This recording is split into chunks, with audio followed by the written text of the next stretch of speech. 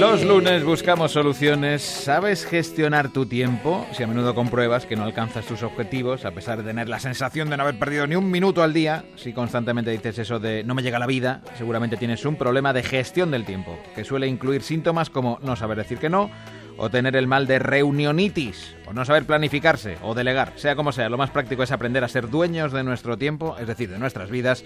Aunque ya Séneca en el año 55 después de Cristo dijo, nuestro tiempo en parte nos lo roban, en parte nos lo quitan. Y el que nos queda lo perdemos sin darnos cuenta. Eso encima. Pilar Jerico nos cuenta qué hacer para gestionar el tiempo. ¿Qué tal, Pilar? ¿Cómo estás? Buenos días. Hola, buenos días. ¿Nos perdemos mucho el tiempo? Un poquito, yo creo. Sí. No. Ya, Hombre. pues ya no me queda tiempo, entonces. Pues nada, lo dejamos ya. Pues ya está. Ya vamos a cerrar, ¿no? Venga, sí, queda un cuarto de hora, pero podemos cortar aquí ya. ¿Y nos pasa a todos o a unos más que a otros? Bueno, generalmente la dificultad para la gestión del tiempo es bastante universal. Lo que pasa es que hay expertos perdiendo más el tiempo que otros, ¿no? Ya. Pero en el fondo, mira, todos tenemos el mismo tiempo, 24 horas al día. La clave está cómo lo distribuyamos y qué prioridad le demos, ¿no? a nuestro tiempo. Uh-huh. Quitárselo el sueño no es una buena receta, ¿no? No, Vale. más vale quitarlo de otras cosas quizás, ¿no? Vale, ¿quiénes son los ladrones de tiempo más habituales? ¿Quién nos roba el tiempo? Aparte de nosotros mismos, entiendo a veces, claro. Sí, un típico ladrón... Vamos a ver, el concepto de ladrón del tiempo es aquel que sin darte cuenta se te ha llevado el tiempo. Y, por ejemplo, típicas cosas que ocurren, el mail que no voy a echar simplemente un vistacillo y al final te tiras 1 hora o 2 horas revisando los mails. Uh-huh. O ese amigo que te llama continuamente y no y que está ahí dándote un poco la explicación detallada de todas las cosas y que te quita el tiempo porque estás concentrado en algo, ¿no? Los ladrones de tiempo es aquellas personas o sucesos o cosas que pueden ser, como digo, leer los mails o reuniones que son a veces interminables, que no son productivas, pero que sin embargo ocupan mucho espacio en tu agenda. Yo recuerdo un despacho una vez que entré y había un cartel muy grande que ponía Dios bendiga al que no me haga perder el tiempo. Y es que hay mucha gente que te hace perder el tiempo continuamente, ¿no? Bueno, yo creo especializada casi en eso, ¿no? Sí, además es curioso porque en España en concreto nos gusta mucho cuando tenemos una reunión y vas directo al... O sea, no digo cuando estás trabajando habitualmente con la persona, sino a lo mejor quedas con alguien, con un cliente o con un proveedor y parece que si vas directo al grano es feo, queda feo. Es de mala educación, Es de ¿no? mala educación. Entonces Uh-huh. tienes que estar ahí comentando la jugada, que arriba, que abajo, y las reuniones en España menos de 1 hora es difícil, ¿no? Uh-huh. Por eso no es de extrañar que una empresa como Ford, en su día, hace ya casi 15, 20 años, impusiera una norma muy simpática y era que la mayor parte de las reuniones fueran de pie. Porque la gente se cansaba. Se cansaban. Y se Y agilizaba entonces todo. agilizaba a toda velocidad, ¿no? Hombre, evidentemente imagino que no sería con los grandes clientes, pero muchas veces perdemos el tiempo precisamente por un componente de socialización. Oye, ¿qué tal? Que está muy bien, que es muy agradable, pero que es que el tiempo va restando. Ahora, fíjate que vivimos en una era que yo casi la he llamado la era de la interrupción, ¿no? Donde las fuentes de interrupciones cuando tú estás concentrado en algo son cada vez mayores y eso hace a lo mejor 20 años no nos sucedía tanto. Es decir, tenemos que acostumbrarnos a que somos interrumpidos y volver, somos interrumpidos y volver, y eso dificulta la gestión del tiempo. Sí, de hecho hay estudios que hablan que esa forma la interrupción en sí nos hace perder hasta un 30% de productividad. Uh-huh. O sea, sobre todo cuando estamos haciendo proyectos en los que requieren mucha concentración. Por eso una de las claves, que si queréis podemos ir comentando claves sobre cómo gestionar nuestro tiempo, una de ellas es si estás haciendo algo de mucha concentración, evita la interrupción. ¿Y eso qué significa? Pues a lo mejor poner el teléfono en modo avión, o no estar consultando, o quitarte incluso la conexión a Internet en el ordenador si no la necesitarás para hacer lo que estás haciendo. Es decir, ser conscientes de que la tentación está ahí y de que vivimos de una manera, pues como se dice, muy multitarea, ¿no? Que hacemos muchas cosas a la vez, pero perdemos clarísimamente productividad, ¿no? Eso es un rasgo importante. Y sobre todo porque si tenemos prisa y luego hay que reiniciar y hay que perder ese 30% añadido, la tarea que estemos haciendo se prolonga en el tiempo de una manera eterna y deja de ser eficaz. Exacto, deja de ser eficaz, además nos genera muchísima frustración. Pero hay que tener en cuenta una cosa, que además esto lo explica Marta, ¿verdad? Marta Romo, en su libro, y es que cuando nosotros vamos a ponernos a hacer algo de una gran concentración, no es de extrañar que al principio hagamos tareas que nos hagan perder un poquito el tiempo. Yo, por ejemplo, cuando tengo que escribir un artículo, me doy cuenta que estoy haciendo que pierdo 10 minutos, un cuarto de hora en otras cosas, cosas, ¿no? Y es porque para que la mente se concentre, justo si estás viniendo, no, si vienes a lo mejor de trabajo, de algún tema y tienes que ponerte en alguna tarea de mucha concentración, la mente necesita vagar un poquito para centrar la atención. 10 minutos, un cuarto de hora. O sea, no 5 horas, que entonces ya no estaríamos vagando. Ya estaríamos en otro tipo de claro. actitud, ¿no? Y tiene que ver precisamente con la concentración de nuestras ondas cerebrales, ¿no? Nosotros llegamos a las ondas beta, que es la de máxima eficacia, pero para eso tenemos que a veces vagar un poquito. Por lo tanto, no nos sintamos mal si cuando nos vamos a poner a hacer algo de mucha concentración perdemos un poquito el tiempo a priori, porque eso es bueno para concentrarnos. Pero cuidado, un poquito, Sin abusar. Sin abusar. Sin abusar. Decíamos antes claves y, sobre todo, aprender a decir que no. ¿Cómo? Claro, este es uno de los grandes problemas que decíamos de nuestra cultura totalmente, bueno, pues tan afiliativa, como se dice que somos los latinos y los españoles. Es decir, disfrutamos mucho de estar hablando de nuestras cosas y poco a veces de las tareas, ¿no? Entonces, saber decir no, yo creo que sobre todo es con mucha mano izquierda y planteando alternativa. Mira, ahora mismo no puedo, pero déjame que te llame en cuanto termine. Y luego llamar, claro. Pero yo creo que lo más importante para saber decir no es asumir la culpa a veces que nos da. Que dice, joder, es que le digo que no, va a pensar de mí y tal.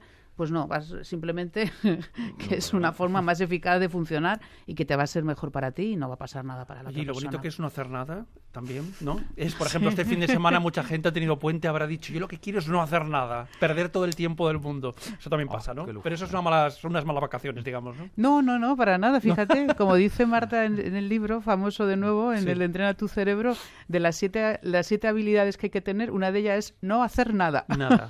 Ni siquiera leer Río Grande. Ni Te siquiera tumbas leer. Y no hacer nada. Exacto, pero no estamos hablando de, como se dice en algún vídeo por ahí por internet, de la caja vacía, de quedarte pensando, bueno, o sí, vete tú a saber, pero lo que es la clave de no hacer nada, o sea, ni leer, ni ver la tele, estar a tus cosas, y eso es muy sano para la mente, de nuevo, porque tanta tensión no nos ayuda para ser eficaces. Al final, mira, el tiempo que tenemos siempre es el mismo, 24 horas. Lo interesante no solo es distribuir bien el tiempo, sino sacar la mayor productividad del mismo, ¿no? Y esta es una de las claves, por ejemplo, no hacer nada.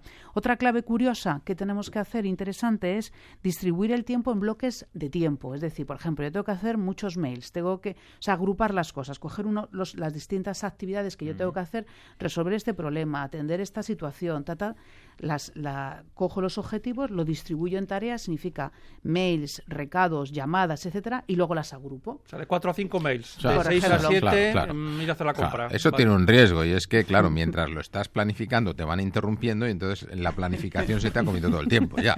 Claro, por eso todos los manuales de gestión del tiempo te dicen, sé flexible, Claro, porque claro. dices, yo puedo hacer una gestión maravillosa, pero acabo totalmente frustrado. Por eso la flexibilidad es importante. No, pero no parece, no, es curioso porque hay personas que tienen dificultad, por ejemplo, no tanto en la agrupación de las tareas, sino saltar de un tema a otro, ¿no? Dice, joder, si estoy escribiendo un mail sobre un problema, tengo que escribir otro mail sobre otro problema. Dice, prefiero resolver el problema haciendo el mail, contestando la llamada, haciendo el recado, etcétera, y eso nos hace ser menos productivos, precisamente, ¿no? Y luego hay otro tema curioso, y es que todos los oyentes, si tener una agenda, sea de papel, apuntarlo, lo que sea, pero tenerlo apuntadas las cosas, porque la mente da hasta donde da y la memoria da hasta donde da y se nos olvida. Y es curioso porque cuando se estudia cuáles son las tareas que más productivas nos resultan, se produce lo que se llama la ley de Pareto, 80-20. Este Pareto era un economista del siglo XX que dio Pareto, no con R, Y con no con P, L. Y no con B. Yo creo que Bareto, era el ¿no? nombre, No, Bareto realmente se tampoco. llamaba de otra forma. La ley de Pareto. Pareto. Bueno, pues este hombre revolucionó el concepto del tiempo y de tantas cosas. Dijo que muchas veces el 80% de nuestros ingresos vienen a lo mejor del 20% de nuestros clientes, o el 80% de las cosas productivas vienen del 20% de lo que hacemos. Es decir, es el ratio 80-20. Él habló de este ratio y que ocurre en nuestras agendas.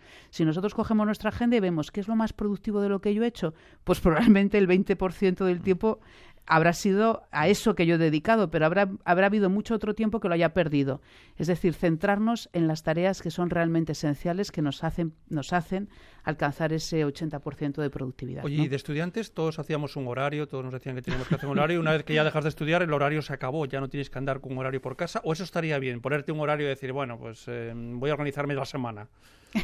Bueno, sería ideal. Lo que pasa es que también aquí va a depender del carácter de cada uno. Claro. Hay gente más más organizada que otra, ¿no? Y hay estilos de aprendizaje diferentes, hay gente que es mucho más convergente, donde se ponen con una tarea y son muy obedientes consigo mismo, y hay otros que son totalmente divergentes que se aburren enormemente con una única tarea, ¿no? Entonces va a depender de tu carácter, pero sí que es recomendable tener una cierta indicación, una cierta gestión de tu agenda en la semana. Y otra cosa importante es también conocerte mucho, porque hay personas que son más alondras y otros más búhos. Hay personas que son más eficaces por la mañana. ¿Eso es de Pareto también? Eso Alondra creo que eso viene de algún zoo, pero todavía no sé cuál. Y entonces hay personas que son mejores por la mañana y hay personas que son mejores por la noche, más eficaces, ¿no? Entonces, si tú tienes que hacer una tarea de alta concentración, identifica si eres mejor nocturno o diurno. Y esto que parece de mucho sentido común, pues a veces se nos olvida y nos sentamos obligados a hacer cosas. Siempre y cuando no tengas los horarios de Alfredo, claro, que no puede ser ni alondra ni búho. No, te han escogido por alondra, yo creo, ¿no? Pero yo, por ejemplo, creo que tengo la noción de... Yo soy más productivo por la mañana. No porque obviamente esté por la mañana, es que por las tardes soy una piltrafa humana. Pero tú, por ejemplo, ¿te levantabas a estudiar por la mañana? Sí, ¿O eras de los que te acostabas tarde? Yo me levantaba a estudiar el último día por la mañana. ¿Para qué engañarnos? Esa es la gestión del tiempo. Yo me acostaba tarde la última noche, sí. La última noche antes, no después. Exacto. Vale. Una duda, agenda, que lo has dicho antes. ¿Agenda en papel o agenda electrónica? A mí la agenda electrónica me mete una presión que no consigo superarla. Me parece un tirano de recordatorios, de tareas que tengo que hacer y prefiero la de papel. Pues ponle que no te lo recuerde. Me da más pausa, Pilar. Sí, claro, entonces no me sirve de nada. Si no me lo recuerda, no sirve de nada. Bueno, también se puede imprimir. Pero depende de cada persona. Yo creo que aquí depende de cada uno. Yo conozco una persona, de hecho, que va con la agenda en el ordenador, en el Excel. Oye, y no hay manera de sacarle de ahí. Y está muy contento con su Excel porque le pone colores. Y es lo más improductivo que yo he conocido nunca. Pero bueno, a él le va bien. Entonces yo creo que cada cual tiene que buscar qué es lo que a él es más práctico. Y aunque yo creo que es mucho más práctico la tecnología actual porque puedes consultarlo de distintos dispositivos, pero si a ti no te funciona porque te genera estrés o porque prefieres ponerlo de otra manera, pues adelante. Si no... Claro, es que hay gente que solo ya que los dispositivos tengan lo mismo le crea un mundo, entonces es más estrés. Me mete una presión que me dan ganas de tirar el teléfono por la ventana, de verdad. ¡Ay, tenía que haber hecho esto! Y no lo he hecho. Bueno, conclusiones finales, consejos finales, claves y reglas de oro, si quieres. Mira, lo primero, todos tenemos el mismo tiempo. La clave está cómo le sacamos partido. Y acordémonos de la regla de nuestro amigo el italiano. Espérate, todos tenemos el mismo tiempo hasta que llegan las criaturas. Bueno, no hemos hablado de los niños, hablaremos la próxima semana si queréis. Sí. Cuando vengan los niños hablamos de la gestión ambigua del tiempo. Exacto.